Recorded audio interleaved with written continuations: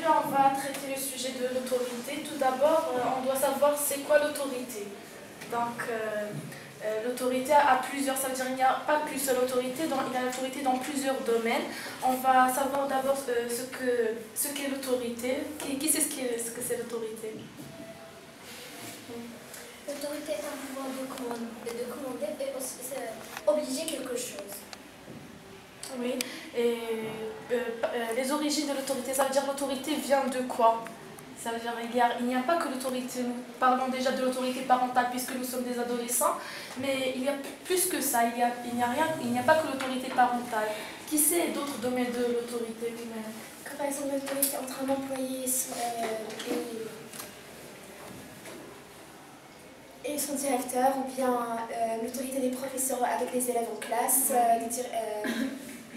ça veut dire quand il y a une structure, ça veut dire quand il y a... Quand il y a une structure, on trouve que le dominant c'est toujours le directeur ou bien les parents, les profs.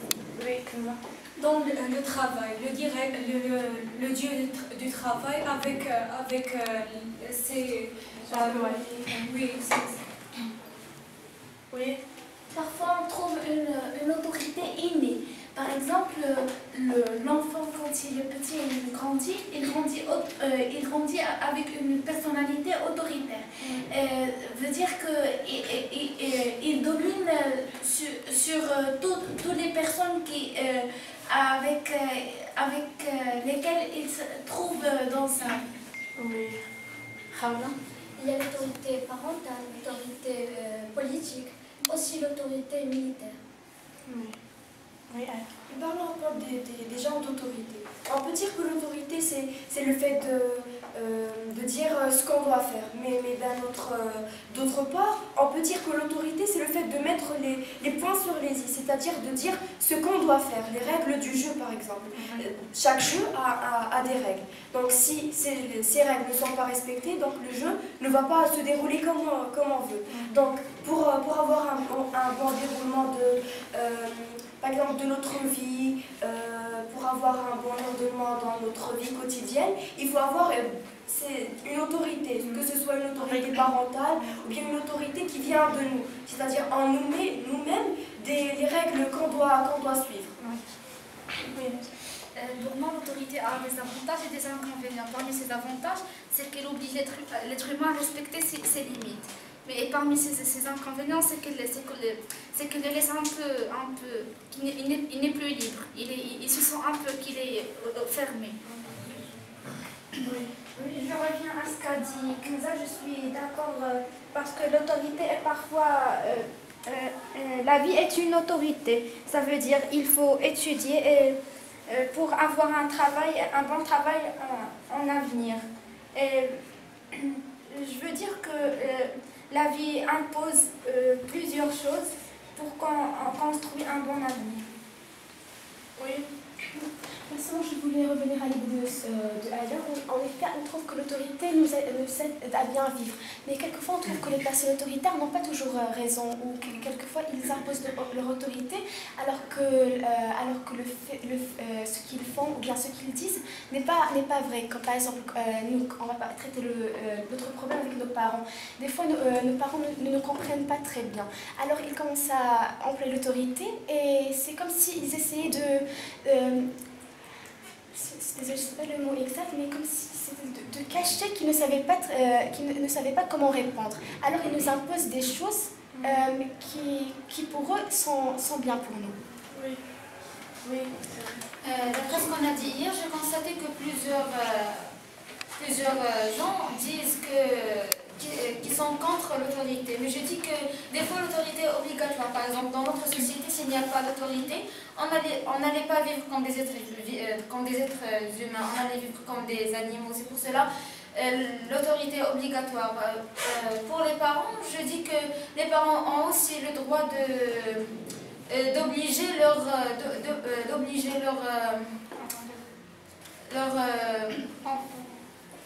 d'obliger leur enfant à faire quelque chose. Par exemple, s'il n'y avait pas d'autorité, ils pouvaient dépasser les limites. C'est pour cela que je dis que je suis pour l'autorité des fois, et je suis contre elle quand elle est agressive ou bien quand elle dérange quelqu'un.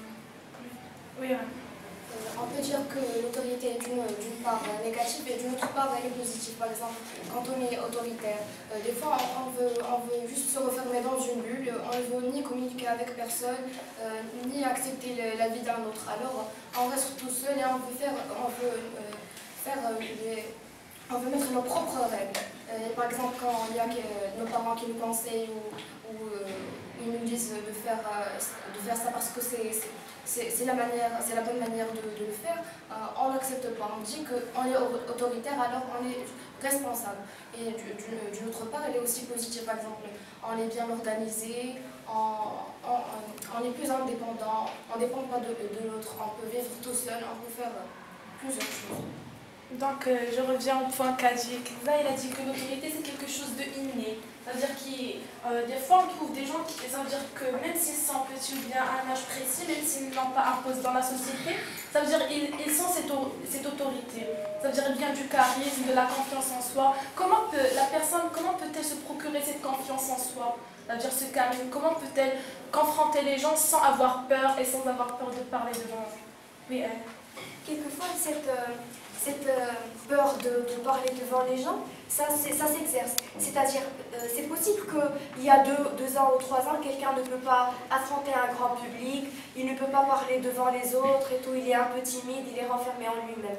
Mais en fait, si on s'habitue à parler en public, même à se parler devant un miroir, peut-être que c'est un peu bizarre, mais pour les gens timides, c'est comme ça qu'ils doivent faire pour avoir une confiance en soi. Et aussi cette confiance, elle ne vient pas juste de la personne en elle-même, elle vient aussi par son entourage.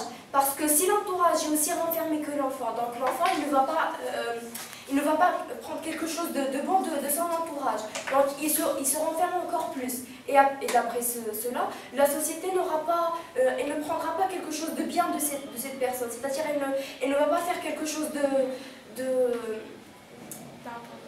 d'important. Oui, c'est juste que je voulais dire que l'autorité, un peu, c'est juste l'abus du pouvoir négativement.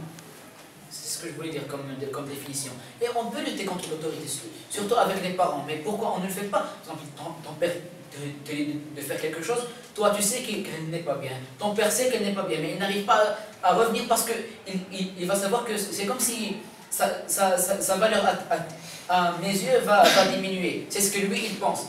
Alors que non. Tu parles, ça veut dire d'autorité d'un point de vue négatif, mais est-ce que toujours l'autorité est négative? Ça veut dire elle a un autre rôle peut-être, elle sert à organiser. Oui, mais tout ce que je disais, c'est que, bon, bien sûr, l'autorité, elle est bien, mais elle a des limites. C'est ce que je voulais dire.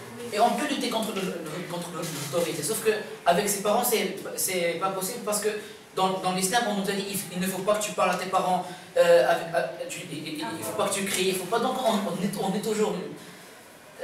Oui, sauf qu'il faut connaître la technique pour bien leur parler. Je ne suis pas d'accord avec Fad, car l'autorité n'a pas toujours le négatif sens ou bien quelque chose de pareil, mais elle a aussi un positif sens. Ça veut dire l'autorité, c'est des règles qui limitent quelqu'un, quel soit pour ne pas dépasser ses limites.